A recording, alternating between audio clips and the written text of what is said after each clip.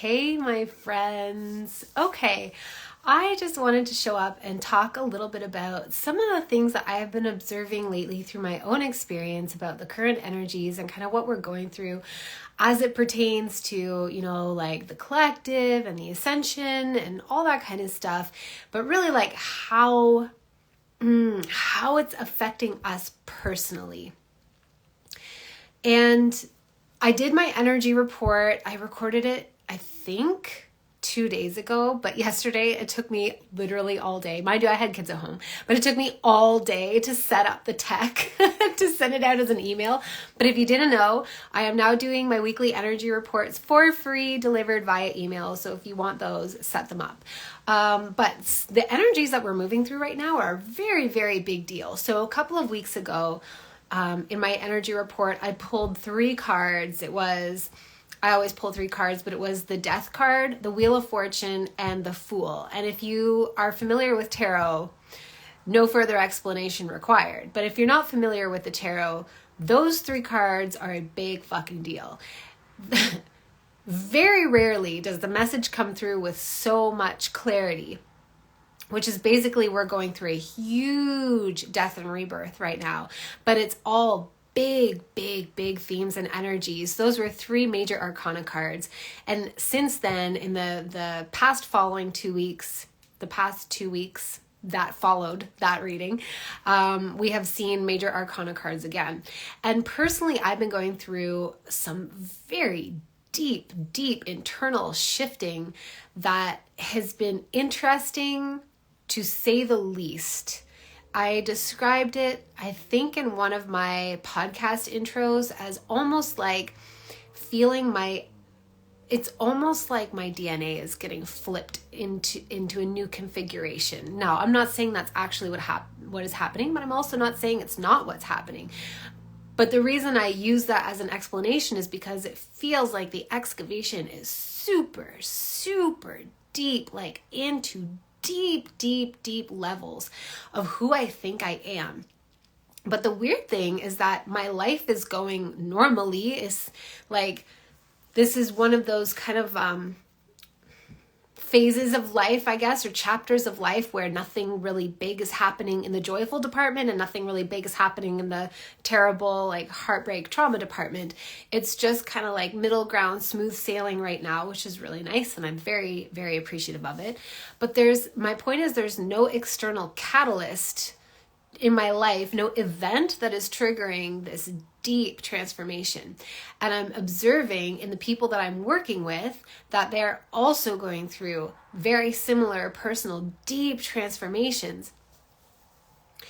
And it's requiring, first of all, a ton of my bandwidth to process it. Like, almost all of my bandwidth. I am having a very hard time social mediaing right now, because it's just constant processing in the background, but it's yielding very interesting fruits and very interesting results. And that's kind of what I wanted to talk about with you all today. That was my little like backstory context. But okay. I'm going to go back further. I'm going to give a little bit more backstory. So you all know, if you listen to me and you follow me at all, that I am aware of the ascension process that we're going through, and I seem to channel information about said ascension to assist us in moving through these waves of, intensity that we're experiencing.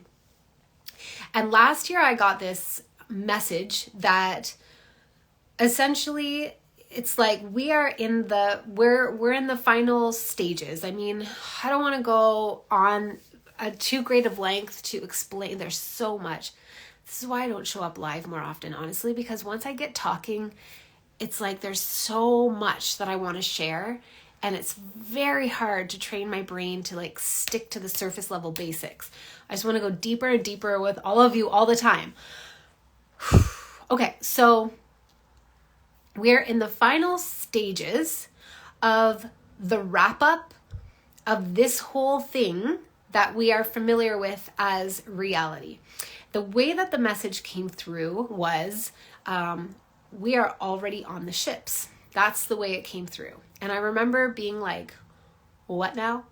And I received that message while I was in a treatment, an osteopath treatment, and she's also an acupuncturist. So I had acupuncture needles in me and I couldn't move, and I just had to sit there quietly and process this message that we're already on the ships. Meanwhile, maybe I'll record a podcast episode about it, because like I now understand what the ships are, but it's such a mouthful. It's so much to try and go into and explain. But essentially, what I understood is that this reality that we're living in is simulated now more than ever. I perceive that there once was a time that this reality was more solid and maybe we could call it realer. I don't really know. That's not really fair, but this realm was realer at one point than it is right now. Right now it is like an ephemeral dream. I have often tried to explain it by saying, like, do you remember what the texture of reality was in the 90s? It was very different. It was grainy. That's the only way I could put it. It was grainier. The quality of the light was different. The density, the physicality of things were different. Right now, everything is so ephemeral and it's so fast moving. And so in a way, when I got that message, we're already on the ships, kind of the way it translated to me is that the earth that we take for granted as being our home, that we are on, has already shifted into like the fifth dimensional expression of itself, and that the old 3D earth is no longer actually where we are. It's not accessible to us. It's almost as though she kicked us out. It didn't come through as though some kind of terrible natural disaster occurred and the earth no longer exists. That's not how it feels to me. It's like the 3D version of earth was like, okay, I'm done and I am now ascending. I'm completing my ascension process. And for better or worse, all of the living components of me, all of the organisms that live on me, likewise have to ascend, or in a way like descend, stay with me. And so it kind of feels as though 3D Earth is in a state of renewal, kind of the way that if you're a farmer, you would rotate crops, but ideally after so long, you would allow your field to go fallow so that it basically wouldn't plant anything for I don't know how many years or cycles, but you would just let it regenerate itself and replenish itself organically. That's what it feels like is happening with 3D Earth. So of course it begs the question then, okay, Amy, then where are we? We are in the fourth dimensional construct, simulated construct that is leading us to 5D Earth that I understand to be known as Tara. I know this can be very far-fetched, but I'm just going to have to keep going with it. And when I got the message that we were already on the ships, what I understood is that it's almost like our consciousness was not ready to make that full ascension that the consciousness of Earth has made. And we needed a more gradual process to get us there. It was way too abrupt. I also, at the same time, I understood that the frequency net of the false matrix is no longer in place, that really the false matrix has fallen, even though I talk about it at great length right now, because there's residual echoes of it that we can get lost in forever if we allow ourselves to. And so it needs to be brought to our awareness and our consciousness so that we no longer buy into the bullshit 3D programs, the false matrix programs. But what I understand is the false matrix has fallen. The frequency net that has trapped our consciousness and further fragmented it over and over and over has fallen. That's why so many people are dying, so many people are being born, like so many, like a lot of pregnancies are happening in my observation right now, even for people who, or babies being born, for people who have struggled to conceive for long periods of time, has been a whole change. But that's a different topic altogether. I kind of digress, bringing it back.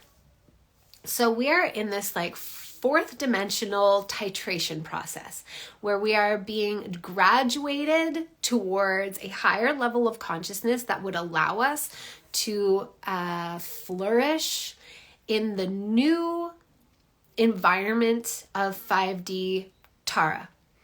Because here's the thing, is that 5D Tara isn't really a new place. It's a different strata of consciousness. It is a different frequency bandwidth of consciousness. And therefore, everything manifests differently according to different rules at that frequency bandwidth. So the old version of us, the old version of Earth, we were not adapted to exist in that new frequency bandwidth. And there is quite a distance between our level of consciousness in the 3D and our level of consciousness in the 5D. And the fourth dimension is the perfect place for us to gradually titrate ourselves to that higher level of consciousness. Okay, I think I'm done with my ground laying context sharing to get into the point of why I wanted to come on here live. Which is to say that I have been feeling all year, but feeling it very, very ramped up right now in the month of July. I've been feeling as though manifestation is the most important thing that we can be doing right now. There is nothing more important than cracking the manifestation code and getting better and better and better at it all the time. It is the most important thing because we cannot, it's almost like we're not going to be allowed to play in the illusion of separation for much longer. I feel like it's even getting harder and harder to do so. I don't know. I mean, I should actually conduct some interviews. I'm going to do that. I'm going to conduct some interviews with like average people who aren't following people like me and engaging in conversations like mine, like just, people who are like living their muggle lives, and just survey how people are experiencing this period of time right now. But what I observe is that we can't get away with the perception that life is happening to us anymore. It's just not the truth, and it's becoming more and more apparent. And the more we continue to sort of like adhere to beliefs that support the idea that life is happening to us, the more, I think the word I used in a recent energy report was like kind of aggressive reality is going to be. It's almost like, honestly, what it feels like to me is that we're on the ships and we are all in a medically induced coma. That would be the 3D analogy, but we are all basically in some kind of sleep. Like we've all been put to sleep. We're being transported through our consciousness. So the ships to me aren't really about transporting us through space. They're about transporting our consciousness to a different frequency, a different dimension. And that there are beings who are not part of this Earth simulation, and they are lovingly tending to us. And part of the tending to it is to turn the dials on our personal and collective reality simulation in the exact direction we need them to be turned in order to make us finally consciously aware of the things that we have been believing and carrying inside of ourselves this whole time, so that we can alchemize and transmute them and liberate ourselves from the illusion that life is happening to us. So when I say that reality is going to become a little bit more aggressive or assertive, it's almost like if we refuse to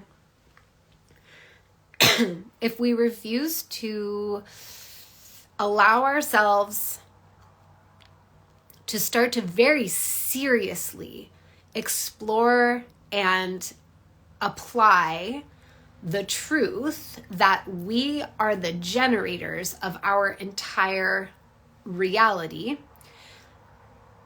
simulated or unsimulated, like we always have been this. In 3D Earth, we were always creator beings. It just got very hijacked.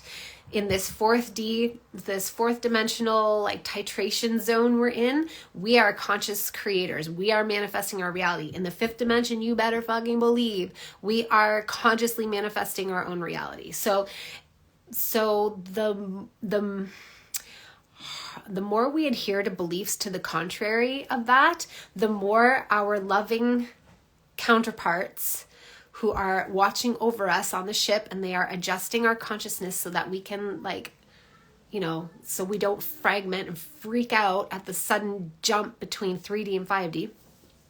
They're having to crank up the dial on the dramas in our lives, or on the exaggeration of, like, you know, contrast situations, whatever. Like, almost like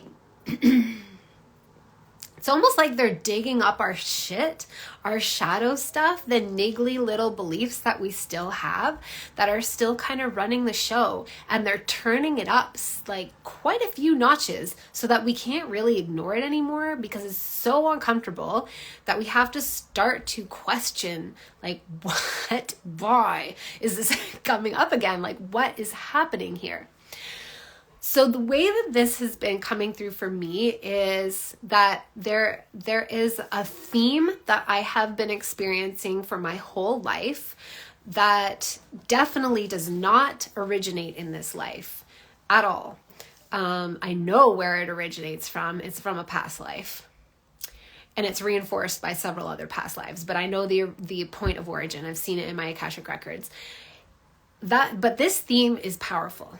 It's almost like that version of me from that lifetime, she couldn't clear it. It was so traumatic for her. It was unimaginably, intensely traumatic, and she could not clear it.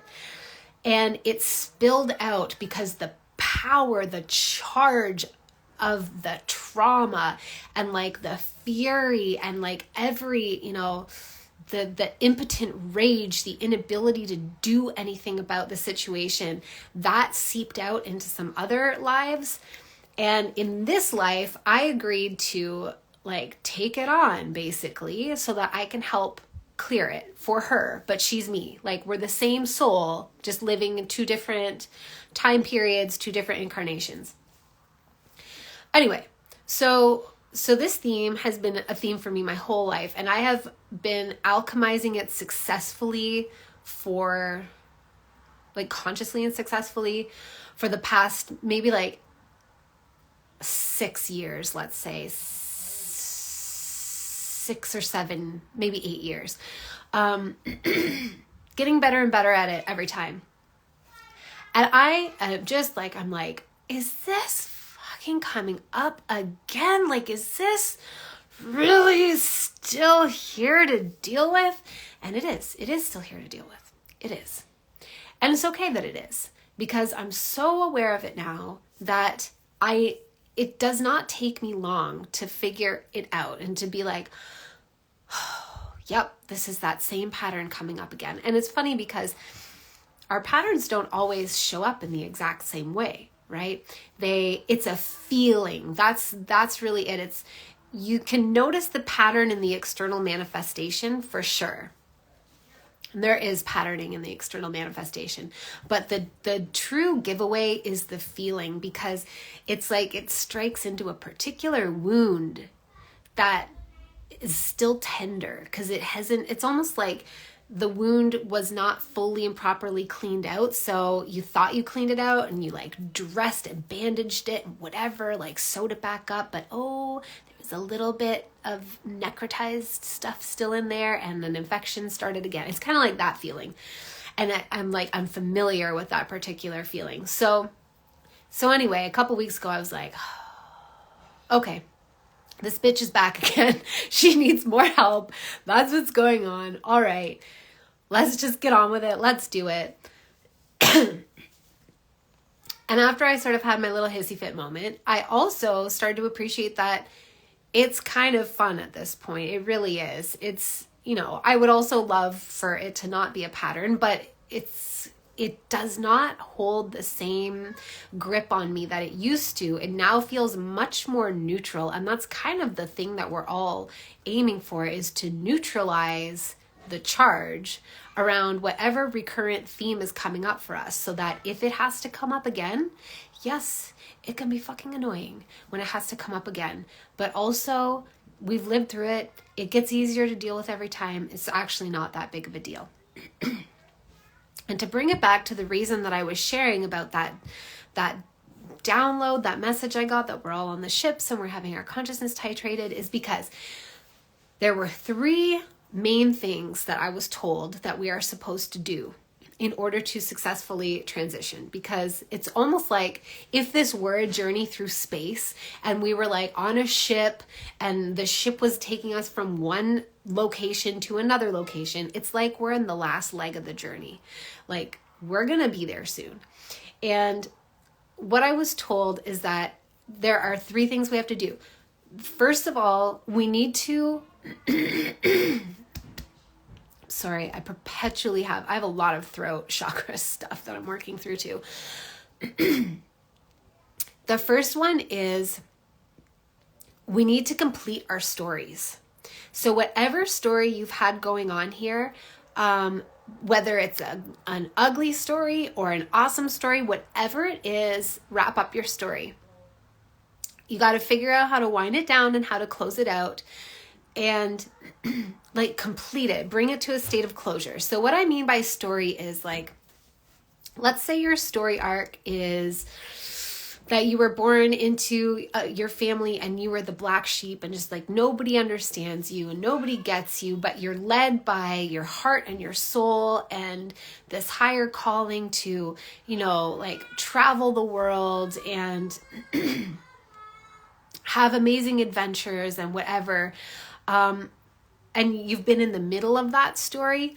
It's like, now just set the intention. You don't have to mentally craft the end of your story. I mean, you can for fun, but honestly, it's probably not going to go the way that your human mind thinks it's supposed to go. But just set the intention that now it's time for that story arc to wind down. It's time to complete that story. And the amazing news is there's going to be another story on the other side. But like some major themes in our lives, we are supposed to wrap up now. And by now, I mean like, I don't mean according to any, calendrical measurement. I mean, now, whatever the now moment means for you, like the next 6 months, the next 3 years, whatever. Do you know what I mean? It's like, this is all a dream. In a dream, there is no time. So now just means like, you're not kicking the can down the road and planning on doing it later. This is something that you're opening yourself up to intentionally complete now. The next thing was to truly like resolve all of our outstanding traumas that we are aware of. Now, that can sound pretty heavy. It can sound pretty heavy because especially if you have a lot of traumas, it's like, what the are you saying I have to go through and itemize all of my traumas and re-explore all of them? I don't know. I don't know what that means for every individual. So I don't want to say no, but I also don't want to say that, yes, that's what I mean.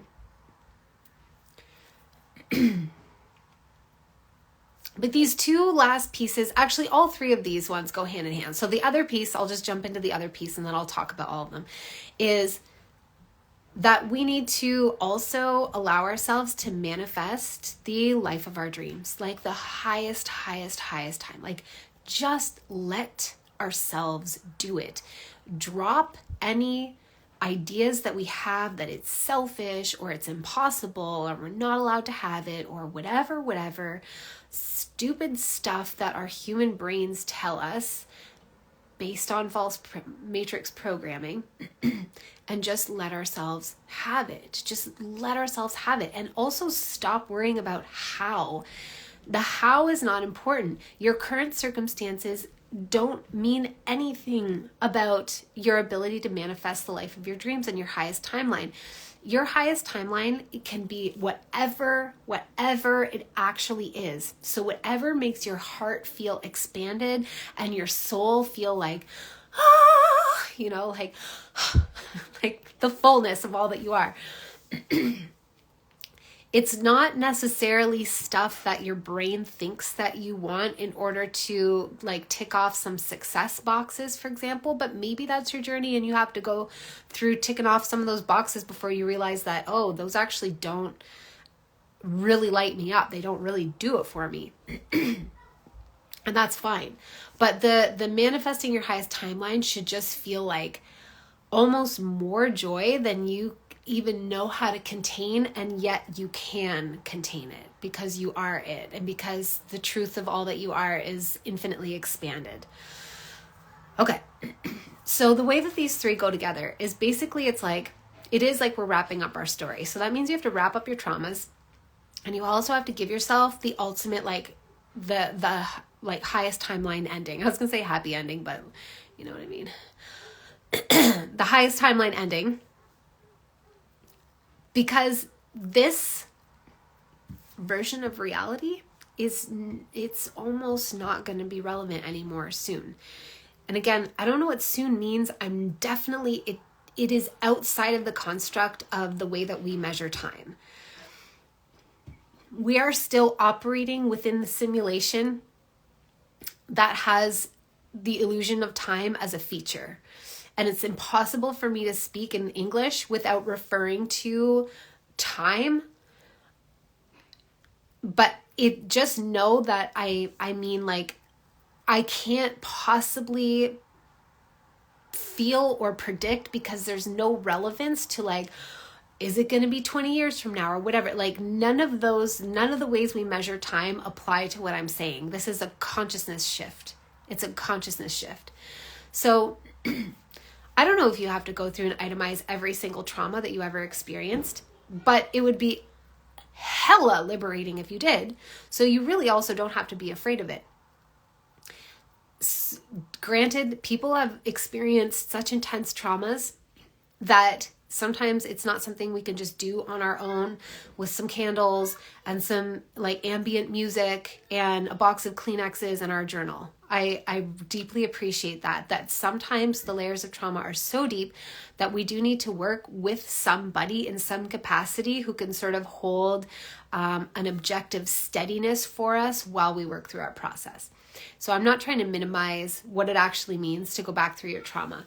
But the clarity that I did get is like, we just get to revise this now. We get to revise it. So we get to go back through the lingering disappointments, let's say, the lingering like resentments and pain and like the things that we wish were not true about the past. And we get to rewrite that. And it's extremely effective. Like, it is not just an imaginal exercise. It is a completely consciousness altering exercise. There is no actual concrete past in the same way that there is no concrete future. So any, psychic person who is actually capable and competent and not just a charlatan will struggle to answer questions about, like, am I going to get married, or am I going to have kids, or am I going to, whatever, because there are so many timeline possibilities that's not, you can't really answer definitively to questions like that. It's like, well, that's not the actual question. The question is, what do I need to understand? How do I shift? Like, if this is what I want to experience, then what do I need to shift within myself and my consciousness in order to align with the timeline wherein that plays out. And that's kind of where we're at. So the future isn't real, and most of us, or it isn't concrete, it isn't set in stone, and most of us have accepted this. But the past, likewise, is not set in stone. Just try it. Try revisiting the past. It's ephemeral. It changes. It's not solid. It's not static. It's constantly changing in response to our current state of consciousness, just as the future is constantly changing in response to our current state of consciousness. So it's kind of like, I see it as like a figure 8 on its side, like an infinity symbol. And we are in the now moment, which is the junction point in between the past and the present. And that's where all the power is. And so as we go through all of the aspects of our story that we need to resolve, all of the past traumas and shit like that, or disappointments, resentments, whatever things are still like, they're like power leaks. Like we're leaking our power to it because there's still a degree of illusion around it that tells us that, you know, this thing that happened forever changed my life and I am powerless to like do anything about that. You know what I mean? That feeling, if you have lingering resentment about something that happened in the past, I really wish I could just pause this and properly clear my throat without grossing you guys all out.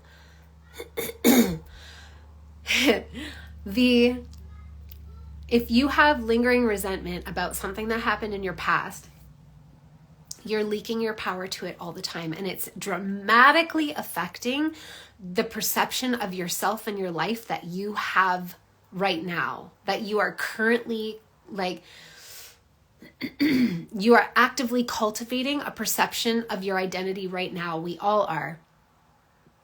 If you are outsourcing power, leaking power to the past, it is negatively, it's not actually going somewhere because it's all you.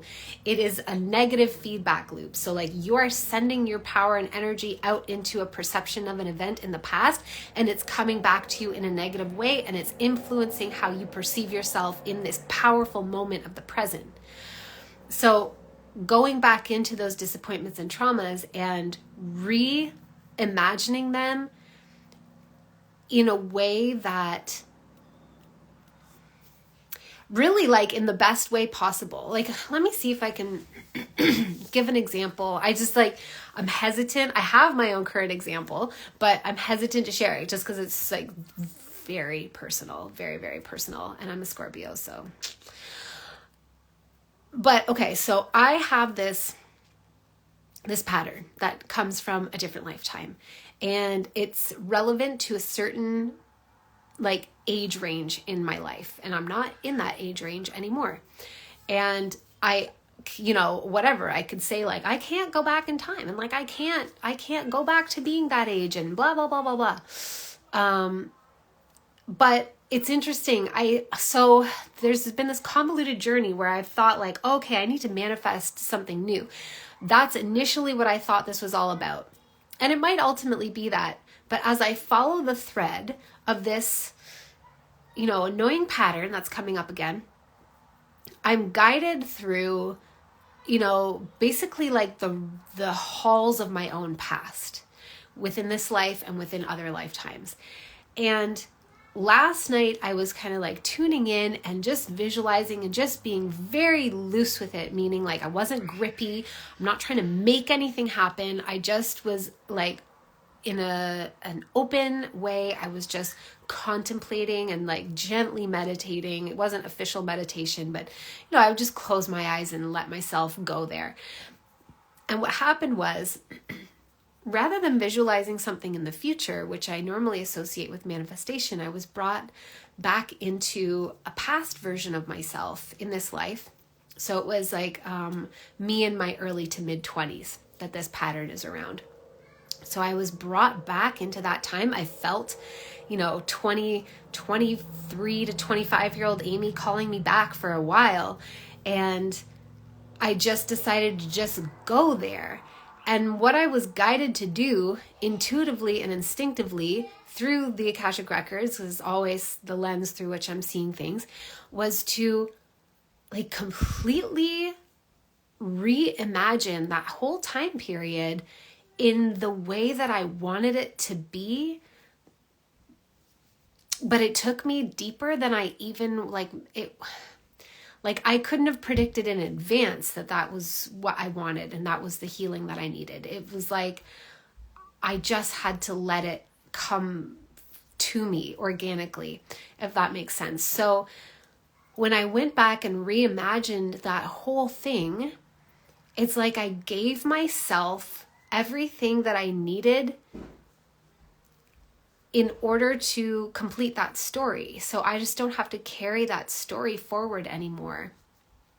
I think it's hard for me to explain it without using the specific details, but I can't. It's super personal. But it was like, when I was reimagining it, it was not just wishful thinking, like that I wish things had been different. It was actually consciously going back into my past, like time travel, and repatterning the hologram from there. That's what it felt like. So it didn't just feel like, oh, I wish it had gone this way. Like I've done things like that in the past for sure, but it wasn't that. It was like I walked through that time again with the consciousness that I have available to me now, and repatterned my hologram, which then echoes forward and affects me in my present moment, which then affects my future timeline potentials. Hopefully that makes sense. So it's really like a form of time travel that is being called forward for us right now. I don't know if any of you are resonating with this, if you're feeling pulled back into your past in any ways. Like, even, it's funny because I didn't even know that 23 to 25-year-old Amy was associated with this pattern. Like when I felt her calling me, it more just felt like I was in art school at that time and my first baby was a baby. And so I thought like maybe it was just, memory lane calling me back, but no, it was like very deep work that wanted to happen. So it's like sort of a time travel. It does feel like time travel.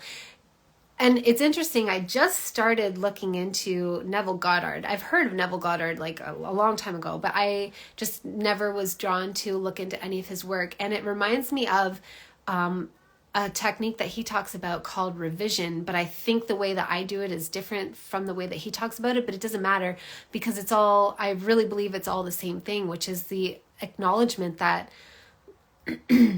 this whole fucking thing is an illusion, is really what I'm saying. It's all an illusion. Your past is an illusion. The future is an illusion.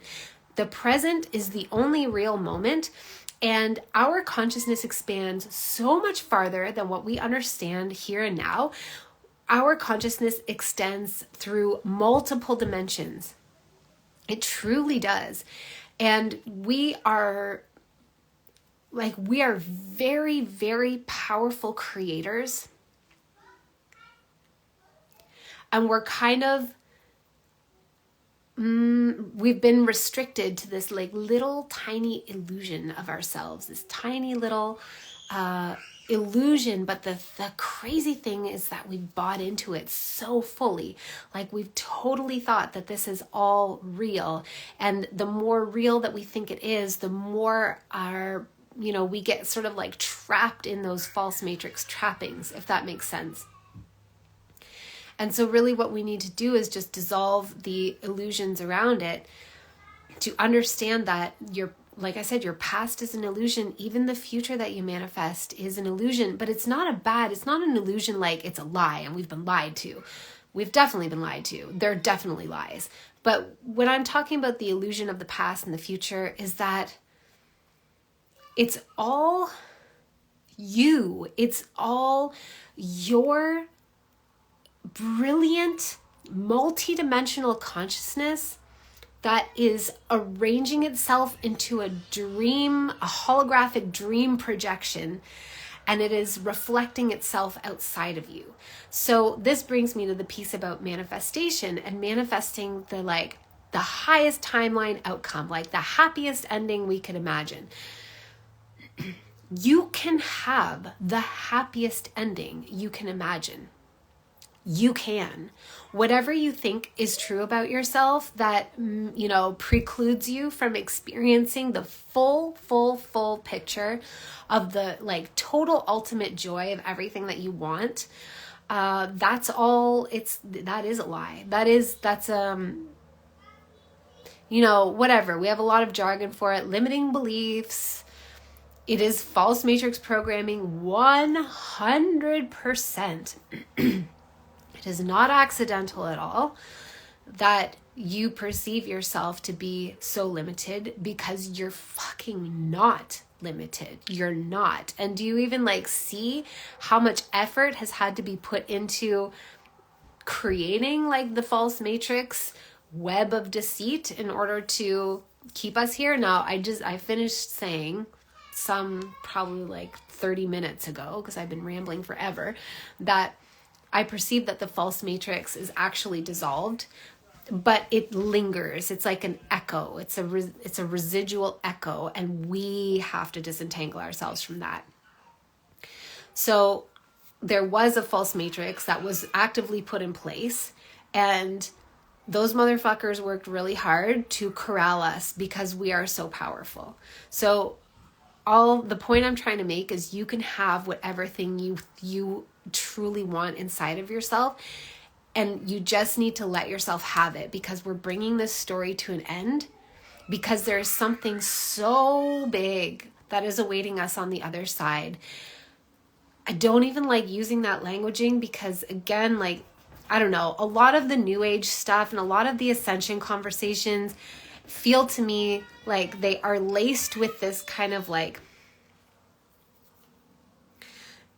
second coming of Jesus, or Q, or whatever kind of programming where you're just forever, or the Flash, you're just waiting forever for the thing, it's on the other side, and it's gonna happen. And I don't like using that terminology, because I don't want to perpetuate those perceptions, because I don't think they're true. And I also am not saying that everybody is deliberately doing that. I think it just gets laced. The false matrix is fallen, but the dark consciousness is still there, and it always will be. It just doesn't have control, but god damn, it is never gonna relent. It will not. It just will not. That is not the nature of the dark consciousness. It will keep trying forever. It will keep trying forever, and it does kind of lace our transmissions. So there's something beautiful waiting for you on the other side, but the other side is an illusion, a misperception. We are the ones keeping ourselves here where we are. We can allow ourselves to be titrated right now, to the full awareness of everything that we are. And yet, I'm also not trying to set up an expectation that you should just be able to magically disentangle yourself from all your shit. The shit is very convincing. It's been very convincing. We've lived our entire lives fully buying into it and fully believing it. So it is a lot to process it and separate ourselves from it now. But we're safe to let all this go. We are safe to go into those traumas of the past, those disappointments and resentments, etc., anything that still holds a charge for us, and process it and reimagine it, rewrite it, recreate it. You're recreating the hologram. You're a lot of what I love to focus on, the juice for me, is future timeline creation. It is just everything. I just love it so much. Future timeline creation, manifestation. I just am so lit up by it. And the way that I understand it, and the way that I teach it is you just project yourself into the future. You just project, and you start to coding the hologram. From where you are, you project your consciousness into the future, and you code your hologram with the timeline specificities that you desire from here. But it works the same way in the direction of the past. So you can do all that, and you got to do both so that you can truly transcend this whole false matrix like web, the echoes, the remnant echoes of this web, so that you can be like completely sovereign, because it's actually required. Like there is no way, like we'll go back to the analogy of the ship. I think this is why we describe it as ships and whatever, because we understand things as transiting across space through time. But again, let's just say that we're on a ship and they are transferring us from one location to another, which I don't think is actually what's happening. But let's just say, and we're almost there. We have like a 1/12 of the journey left, right? So we're almost there, and it's kind of like, all right, guys, like wrap it up. Wrap up your game, wrap up your stories, what you're doing. Bring yourself into the most fulfilled state of completion you possibly can, because this story is about to end and another one is going to be created. And it does matter, because you're going to retain all of these memories and carry them forward in the fifth dimension. But the thing is that unless and until we actually successfully extricate ourselves from the remnant echoes of the false matrix, and unless and until we actively participate in titrating our own consciousness to a place of sovereignty and like conscious, aware autonomy, it's like we can't disembark from the ship. Do you know what I mean? Like we can't get off. We can't actually pass into the fifth dimension, into 5D Tara, because the illusions that hold us in a perception that we are, for lack of a better term, like victims, or that there's something more powerful outside of us that is, determining our experience on our behalf, that the illusions that hold that perception in place are so clunky,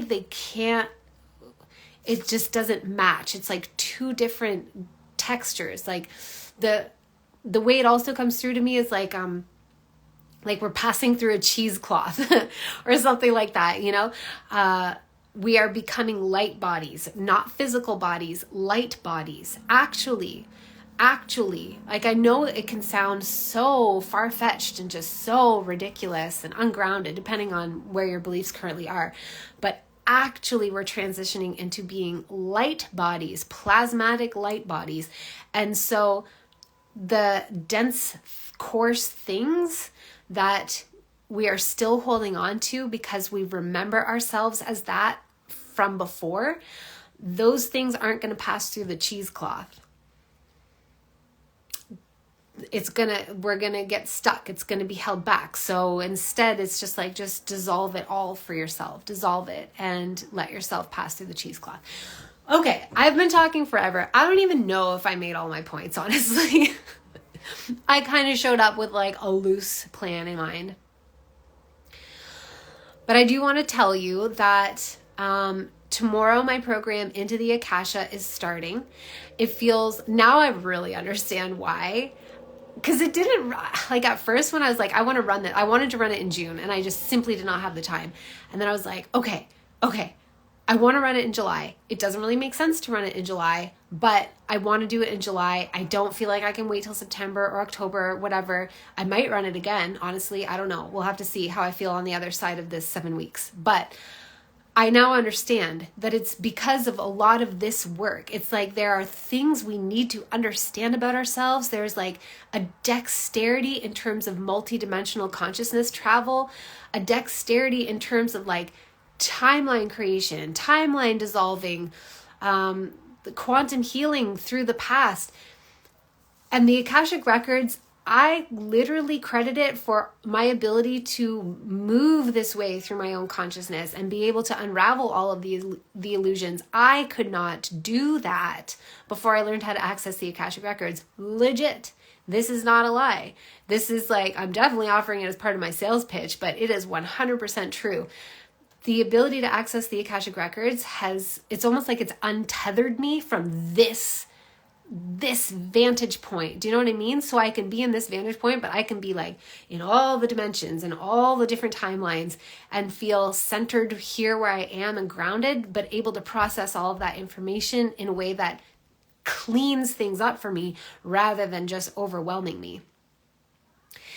And there are so many things that we need to learn about ourselves, so many pieces of the puzzle of ourselves that we have forgotten that really, really allow us to make different moves and make different choices and relate to life differently. And that's what I'm most excited about sharing all of this. It's kind of like, I feel like I'm just going to be giving you all, everybody who's signed up, which I think we have like 27 people. I'm so thrilled. But everybody who signs up and actually watches all the modules, I'm just going to be giving you all these pieces of the puzzle of yourself and also giving you the ability to access it for yourself, which I think is a really big deal because it's not sustainable or feasible to continually book readings with people, Akashic or otherwise, when you feel like you need some clarity and some guidance. I say this as an Akashic reader, right? Like, first of all, I don't have the bandwidth to fulfill the volume of reading requests that I get. Not even remotely close. Which is also why I have my Akashic Records training and certification program for people who want to learn how to be Akashic Records readers and how to set up a business that is going to work for them, because I want to train more Akashic Records readers. But also, it's like, I was saying to a mentorship client this morning, it's kind of like that proverb from the Bible or the story from the Bible where it's like, not just giving a man fish who's hungry, but like teaching him how to fish. It's like, it just feels incredible, like so empowering to be able to access this level of clarity for yourself, so you don't have to go to somebody else all the time. And there are definitely times when I get I have a couple trusted people that I'll go to if I need a bit of clarity. Like, I'll for sure have things in my blind spots that I have a little bit too much emotional investment in, and I need somebody else to see it, with more emotional objectivity. But it's super rare that I ever do that. And it's not to toot my own horn or be like, I don't need anyone. It's just because the Akashic Records provided me with the ability to do that for myself and eliminated so much unnecessary spinning and self-doubt and questioning that I used to do all the time. I wish you all could have seen me like the before Akashic Records Amy, so that you would be able to compare and contrast and be like, oh, okay. She was a hot mess. I was a hot mess. I don't know if you could have called it hot. I was just a mess. And the Akashic Records just completely anchored me. But it anchored me through all of the dimensions, not just anchored me in this one, but through all of them. So I'm excited to invite in any of the remaining last minute people who want to join. I also am completing the additional modules. There is a lot for my program, 5D Magic and Manifestation, which is currently on pre-sale. It's going to be on pre-sale until all of the new modules are uploaded, and then I'm going to put it at the regular price. So it's very steeply discounted. I highly recommend that you get into it if you want to learn how to do all this manifesting stuff with ease. And apart from that, if you want free stuff, then you can sign up for my weekly tarot and Akashic energy reports that are delivered via email. And that's it. I hope you enjoyed this long ass ramble. I hope that some of it made sense to you. Thank you so much for being here. I love you so much. I hope that you have the most amazing, magical day, night, or evening, wherever you are. And I will catch you on the next live.